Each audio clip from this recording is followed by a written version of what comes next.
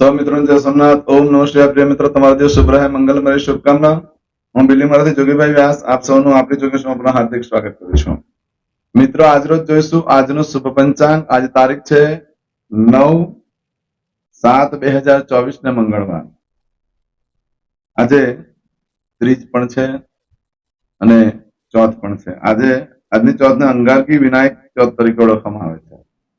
આજે જે બાળકનો જન્મ થાય છે એની તિથિ ગણાય છે ત્રીજ. આ ત્રીજ તિથિ આજે સવારે 6:09 પૂર્ણ થઈ જાય અને ત્યાર પછી જે બાળકનો જન્મ થાય એની ચોથ તિથિ ગણાશે. આજે જે બાળકનો જન્મ થાય છે એનું નક્ષત્ર ગણાય છે આશ્લેષા. આશ્લેષા નક્ષત્રમાં જેનો જન્મ હોય તેની ચોક્કસ પૂજા વિધિ કરી લેવી, કારણ કે એ લોકોના જીવનમાં ઘણી તકલીફો આવતી હોય છે. આશ્લેષા નક્ષત્ર આજે સવારે 7:53 પૂર્ણ થઈ જાય છે અને આજે સવારે 7:53 પછી જે બાળકનો જન્મ થાય એનું મઘા નક્ષત્ર ગણાશે. આ મઘા નક્ષત્ર પણ પિતૃનું નક્ષત્ર ગણવામાં આવતું હોય છે. આ મઘા નક્ષત્રની અંદર જે બાળકનો જન્મ થાય એને જીવનમાં બહુ સંઘર્ષ કરવા પડતા હોય છે. એને પિતૃ તરફથી તકલીફો આવતી હોય છે. આજે જે બાળકનો જન્મ થાય છે એનો યોગ ગણાય છે સિદ્ધ યોગ. આજે સવારે 2:06 શરૂ થઈ 10 તારીખે આવતીકાલે મળસ્કે 2:27 પૂર્ણ થઈ જશે. આજે જે બાળકનો જન્મ થાય છે એનું કરણ ગણાય છે ગર. આ ગરણ કરણ આજે સવારે 6:09 પૂર્ણ થઈ જાય છે અને ત્યાર પછી જે બાળકનો જન્મ થાય એનું ગણિત કરણ. આજે જે બાળકનો જન્મ થાય છે એની રાશિ ગણાય છે કર્ક. કર્ક રાશિની અંદર અક્ષર આવે છે ડ અને હ. કર્ક રાશિનો સ્વામી ચંદ્ર ગણાય છે. પરંતુ મિત્રો, આજે રાશિ બદલાય છે, ખાસ ધ્યાન રાખજો. આજે સવારે 7:53 પહેલા જે બાળકનો જન્મ થાય એની કર્ક રાશિ ગણાય, પરંતુ સવારે 7:53 પછી જે બાળકનો જન્મ થાય એની રાશિ સિંહ ગણાય છે. સિંહ રાશિની અંદર અક્ષર આવે છે મ અને ટ. સિંહ રાશિનો સ્વામી ભગવાન સૂર્યનારાયણ છે. આ રાશિ, તિથિ, વાર, નક્ષત્ર, યોગ, કરણ જેનો જન્મ હોય તેની ચોક્કસ પ્રમાણે પૂજા વિધિ કરી લેવી છે, કારણ કે આ નક્ષત્ર યોગ કરણ પ્રમાણે એ લોકોના જીવનમાં સારું ખરાબ બનતી ઘટના ઘટિત થતી હોય છે. આજે જે કોઈ અમારા સબસ્ક્રાઇબ મિત્રોની વર્ષગાંઠ હોય યા અમારા પરિવારના સદસ્યની કોઈની પણ વર્ષગાંઠ હોય યા મેરેજ એનિવર્સરી હોય, આ બધાને મારી ઘણી ઘણી શુભકામના. તમારા જીવનમાં ખૂબ પ્રગતિનું થાય. ભગવાન શંકર તમારી બધી મનોકામના પૂર્ણ કરે એવી હું સોમનાથ દાદાને પ્રાર્થના કરું છું. આજના દિવસે આજનું સુકન કરી લેજો. આખું વર્ષ સુંદર વ્યક્ત થશે. આજના દિવસે જે કોઈ મારા સબસ્ક્રાઇબ મિત્ર, અમારા ઘર પરિવારમાંથી કોઈ પણ સદસ્ય કોઈ જગ્યા પર ઇન્ટરવ્યુ આપવા જઈ રહ્યા છે, કોઈ નોકરી ધંધા માટે જઈ રહ્યું છે, કોઈ હરિફાઈમાં રમત ગમતમાં ભાગ લેવા જઈ રહ્યું છે, આજે કોઈ પરીક્ષા આપવા જઈ રહ્યું છે, ત્યાં આજે કોઈને યાત્રા પ્રવાસ માટે, ધર્મક્ષેત્રની યાત્રા પ્રવાસ માટે જઈ રહ્યું હોય, આજે કોઈ જાન લઈને જઈ રહ્યું હોય, આજે કોઈ વિદેશમાં જઈ રહ્યું છે, આજે કોઈને ઓપરેશન હોય, કોઈને ડિલિવરી હોય, વ્યક્તિ હોય, આ દરેક કાર્ય માટે તમને દિવ્ય સફળતા પ્રાપ્ત થાય એવી સોમનાથ દાદાને પ્રાર્થના કરું છું. પરંતુ મિત્રો, આજના દિવસે મંગળવાર હોવાને કારણે અમુક કાર્ય કરો છો તો તેનો ચોક્કસ એક સમય આવતો હોય છે. તે સમયગાળા દરમિયાન તમે કાર્ય કરશો તો સારી સફળતા મળશે. આજે મંગળવાર છે તો આજે ઘરેથી નીકળતી વખતે કાકા, કાકી, ફોઈ, ફુવાને, મોટા ભાઈને વંદન કરીને જવું જોઈએ. આજના દિવસે ઘઉંની ભાખરી ગોળ ને ઘી લગાવી કૂતરાને ખવડાવવામાં આવે તો ભય, રોગ, શત્રુ બાધા પર વિજય પ્રાપ્ત થાય છે. પરંતુ ધ્યાન રાખજો, કૂતરો ઘરમાં રાખવાની વસ્તુ નથી. એ ઘરની બહાર, ઉંમરની બહાર રહેવો જોઈએ. ઘરમાં લાવવાથી ભય, રોગ, શત્રુ બાધા વધી જતી હોય. આજે જે બાળકનું આજે કોઈ પણ કાર્ય કરવા માટે તમે જઈ રહ્યા તેના માટે જે ચોક્કસ શુભ સમય છે તે આપણે જોઈ લઈએ. આજે સવારે 9 વાગ્યાથી લઈ સવારે બપોરે 1:30 સુધીનો સમય શુભ રહેશે. તેમજ બપોરે 3 થી સાંજે 4:30 વાગ્યા સુધીનો સમય શુભ રહેશે. તેમજ સાંજે 7:30 થી રાત્રે 9 વાગ્યા સુધીનો સમય શુભ રહેશે. રાત્રે 10:30 થી આવતીકાલે મળસ્કે 3 વાગ્યા સુધીનો સમય શુભ રહેશે. આ સમયગાળા દરમિયાન તમે કોઈ પણ કાર્ય કરશો તો એ કાર્યમાં સારી સફળતા પ્રાપ્ત કરી શકશો. પરંતુ મિત્રો, આજના દિવસે તમારી કોઈ પણ વસ્તુ ચોરાઈ જાય છે, ખોવાઈ જાય છે તો મળવાની શક્યતા બહુ જ ઓછી છે. આજે કોઈ પણ વસ્તુનો તમે પ્રારંભ કરો છો, કોઈ વસ્તુની ખરીદી કરો છો, તમને ભયંકર નુકસાન થઈ શકે છે, કારણ કે તમે બજારમાં ખુલ્લા પડી જશો. એના કારણે તમારે મોટી તકલીફ આવી શકે. કોઈ જોખમી વસ્તુ તમે ખરીદી લીધી, કોઈ કિંમતી વસ્તુ ખરીદી લીધી તો જાહેર થઈ જશે. જાહેર થવાને કારણે તમને નુકસાન થઈ શકે છે. આજે તમે કોઈ વ્યાપાર ધંધો ચાલુ કરવા જાઓ છો તેમાં નુકસાન થઈ શકે છે, કારણ કે જાહેર થઈ જતી હોય. અમુક બાબતોને ગુપ્ત રાખવામાં આવતી હોય છે. એ બધી વાતો ખુલ્લી પડી જાય. આજે કોઈ પણ વસ્તુની ખરીદ ન કરાય, ન કોઈ વેચાણ કરાય. કોઈ યોગ્ય દિવસ નથી. આજે નવા વસ્ત્ર ધારણ કરશો તો જલ્દી ફાટી જશે, કલર ઉડી જશે, તમને માનસિક ટેન્શન વધી જશે. જ્યોતિષની મુલાકાત લેવા માટે ચોક્કસ જવું પડે એવો આજનો દિવસ છે. માટે આવું કોઈ પણ કાર્ય આજે ન કરશો. આજે આવું બધું જે ફળ છે એ આજે સવારે 7:53 સુધીમાં તમને મળે, પરંતુ આજે સવારે 7:53 પછી જે તમે કાર્ય કરવા જઈ રહ્યા છો એનું ફળ બદલાઈ જાય છે. આજે સવારે 7:53 થી લઈ આવતીકાલે સવારે 10:15 સુધી તમે જે કાર્ય કરો છો એનું ફળ આ રીતે પ્રાપ્ત થશે. એમાં તમારી કોઈ પણ વસ્તુ ચોરાઈ ગઈ, ખોવાઈ ગઈ તો 7 દિવસમાં મળે, બાકી મળવાની શક્યતા બિલકુલ ઓછી. આજના દિવસે કોઈ પણ કાર્યનો આરંભ ન કરશો, કરવા જશો તો વારે ઘડીએ મોટું નુકસાન થશે અને એના કારણે તમને વધારે ને વધારે ખર્ચ થશે અને દેવામાં આવી જશો. તમે આજે કોઈ ગાડી ખરીદી કરો છો તેનો અકસ્માત થઈ શકે અને કે નુકસાન થઈ શકે છે, જેના કારણે તેને ડબલ કિંમત ચૂકવવી પડે છે. માટે આજે કોઈ પણ વસ્તુની ન ખરીદી કરશો, ન વેચાણ કરશો. આજે પણ કોઈ પણ કાર્ય કરવા માટે યોગ્ય દિવસ નથી ને ભૂલમાં પણ નવ વસ્ત્ર ધારણ ન કરશો. કારણ કે આજે ભૂલમાં નવ વસ્ત્ર ધારણ કરવા ગયા તો ખૂબ ધ્યાન રાખીને વાહન ચલાવવું પડે ને તો ગંભીર અકસ્માત થઈ શકે છે. માટે આજે નવ વસ્ત્ર પણ ધારણ ન કરો.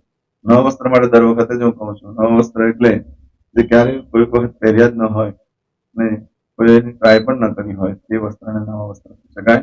એનું ફળ આ રીતે પ્રાપ્ત થશે. આજે ચાંદલા વિધિ કરવા માટે કે વિચાર કરવા માટે કોઈ યોગ્ય દિવસ નથી. આજે ખાતમુહૂર્ત માટે પણ કોઈ યોગ્ય દિવસ નથી. આજે લગ્નની તારીખ આપેલી છે, મેરેજની તારીખ આપેલી છે, આજે લગ્ન કરી શકાય છે. આજે વાસ્તુ કરવા માટે પણ યોગ્ય દિવસ નથી, ખાતમુહૂર્ત માટે પણ યોગ્ય દિવસ નથી. આજે કરશું આજનો સંકલ્પ. ચમચીમાં પાણી લઈ લો. અદ્યતન માસના માસોત્તમ બ્રહ્મ પવિત્ર અષાઢ માસે શુભે શુક્લ પક્ષે તૃતીયાયામ અંતર્ગત ચતુર્થીયાયામ આજે મંગળવાર છે, ચોથ છે. આજના દિવસે ખાસ કરીને ગણપતિના દર્શન કરવા જવું જોઈએ, ગણપતિ દાદાને લાડુ ચડાવવા જોઈએ, ગણપતિ દાદાને તરોઈ અર્પણ કરવી જોઈએ. એનાથી ગણપતિ દાદા પ્રસન્ન થાય છે. ત્યાં બેસી ગણેશ સંકટનાશક સ્તોત્રનો પાઠ કરી શકો છો. 1-21 સુધીના પાઠ થઈ શકે, સમય પ્રમાણે કરી શકો, ઘણું શુભ ફળ પ્રાપ્ત થશે. તૃતીયાયામ અંતર્ગત ચતુર્થીયાયામ સૌમ્યવા શ્રવિત્તાયામ દરેક જણાએ પોતાનું ગોત્ર બોલવાનું છે. ગોત્ર ખબર નહીં હોય તો કાશ્યપ ગોત્ર બોલવાનું છે. હવે દરેક જણા બોલવાનું ઉત્પન્નેન, પછી તમારું નામ બોલી જાઓ. હવે બોલો મમ આત્મન શ્રુતિ સ્મૃતિ પુરાણોક્ત પુણ્ય ફલ પ્રાપ્તિ અર્થમ ઐશ્વર્યાદિ અભિવૃદ્ધિ અર્થમ અપ્રાપ્ત લક્ષ્મી પ્રાપ્તિ અર્થમ પ્રાપ્ત લક્ષ્મ્યાહ ચિરકાલ ક્ષૌ રક્ષણાર્થ સકલ મન ઈપ્સિત કામના. હવે તમારા મનમાં જે કઈ ઈચ્છા હોય તે બોલી જાઓ.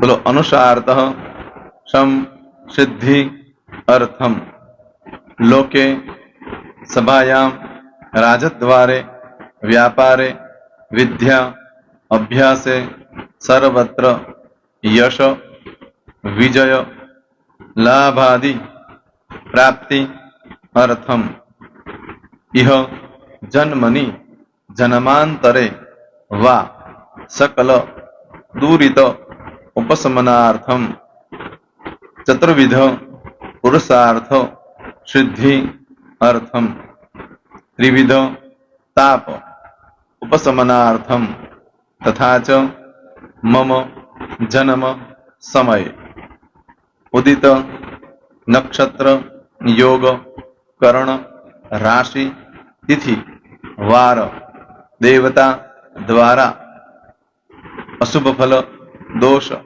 નિવૃત્તિ અર્થમ શુભ ફલ પ્રાપ્તિ અર્થમ જન્મ સમય જન્મ કુંડલી મધ્યે દ્વાદશ ભાવ મધ્યે સ્થિત આદિત્યાદિ નવગ્રહ દેવતા દ્વારા યોગ મધ્યે દ્રષ્ટિ મધ્યે મહાદશા અંતરદશા પ્રત્યંતરદશા मध्ये शुभफल प्राप्ति अर्थम अशुभफल दोष निवृत्ति अर्थम आदित्यादि नवग्रह देवता अनुकूलता सिद्धि अर्थम 10 दिगपाल देवता प्रसन्नार्थम भूत प्रेत पिशाचादि द्वारा रचित दोष भय रोग निवृत्ति अर्थम तथा च मम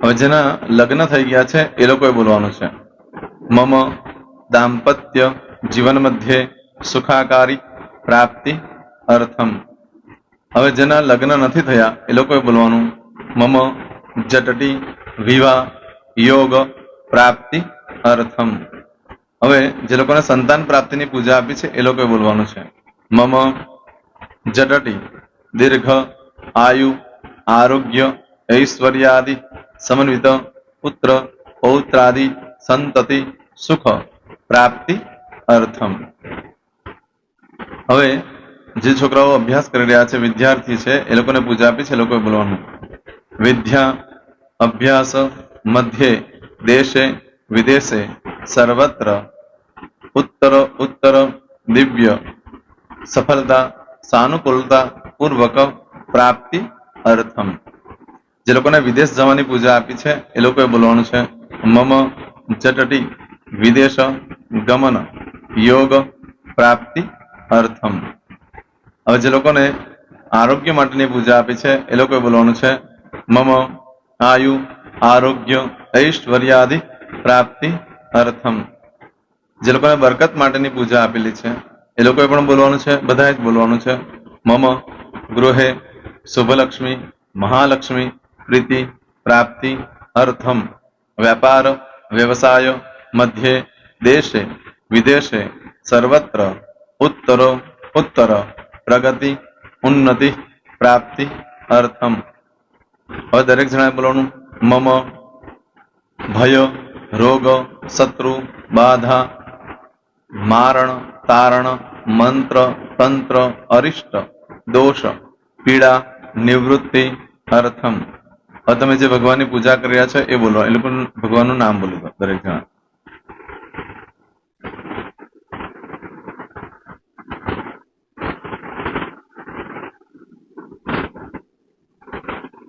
બોલો દેવતાનામ પૂજન અર્ચન અહમ કરીશ્યે પાણી મૂકી દેવાનું છે હવે જ્યારે પૂજા પતી જાય એટલે છેલ્લે પાછું ચમચીમાં પાણી લેવાનું અને બોલવાનું છે વિષ્ણવે વિષ્ણવે विष्णवे नमो नमः विष्णु स्मरणात् सर्वं परिपूर्णमस्तु एतानि गंध पुष्प धूप दीप नैवेद्य ताम्र दक्षिण भक्षण सहित बोलो मम सकल मन कामना सिद्धि अर्थम पूजन अर्चन जे भगवान ની પૂજા કરી હોય તે દેવનું નામ બોલી દો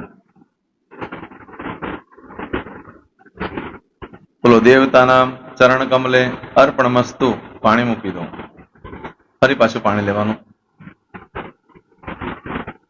પૂજન અર્ચન તત્સત બ્રહ્માર્પણમસ્તુ નીચે જમીન પર પાણી મૂકી દો એમાં આંગળી કસી કપડામાં તિલક કરી દો બે હાથ જોડી ભગવાનને વંદન કરવાના કહેવાનું કે હે પ્રભુ મારાથી મારા પૂર્વજોથી મારા પરિવારજનોથી ગયા જન્મમાં આ જન્મમાં જે કાંઈ પાપ કર્મ થયા છે એ બધા પાપ કર્મથી અમને મુક્ત કરો અમે તમારા બાળક છીએ હે પ્રભુ અમે તમારો ખૂબ આભાર માનીએ આજે અમારી પાસે તમારી પૂજા કરાવી આ પૂજામાં જાણતા અજાણતા કંઈ ક્ષતિ થઈ હોય તો અમને બ્રાહ્મણોને ક્ષમા કરજો નમસ્કારાન સમર્પયામિ આહ્વાનમ ન જાનામિ ન જાનતો પૂજાક્ષર મંત્રહેમ ક્રિયાન ભક્તિમ સરસ્વય પૂજન કંગતમ બાબમ ગોદાત્રમે ચાગ્ના સંધિ પુણ્ય દર્શના ધન્ય હો દર્શનાર્થમ હવે ઊભા થઈ જવાનું શ્રીનારાયણ ભગવાનને પાણી ચડાવી દેવાનું તમારો દિવસ શુભ રહે તમે અને તમારો પરિવાર સુખી રહે સંપન્ન રહે સુરક્ષિત રહે એ ભગવાન સોમનાથ દાદાને પ્રાર્થના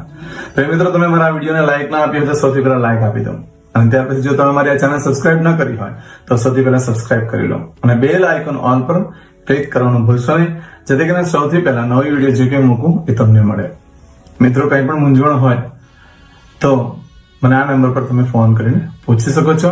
મારો મોબાઈલ નંબર છે 9825546459. મિત્રો કોમેન્ટ્સમાં જય સોમનાથ લખવાનું ભૂલશો નહીં. ફરી પાછા નવા વિડીયો સાથે મળીએ. ત્યાં સુધી સૌને જય સોમનાથ.